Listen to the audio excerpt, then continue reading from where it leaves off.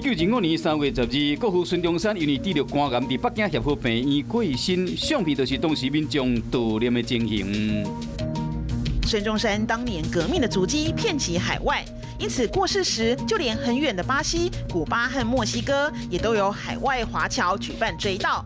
当时还搁伫日本统治的台湾、北中南各地，警告真济人冒着被溺爱危险参加追思活动。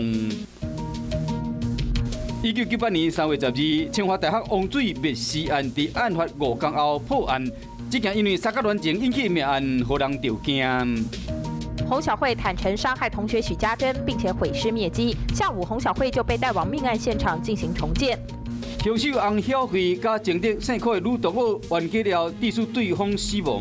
洪晓慧竟然以王水泼对方的尸体，拍算要毁尸灭迹。这件予人着惊的命案，伫警方全力的侦办下，总算破案。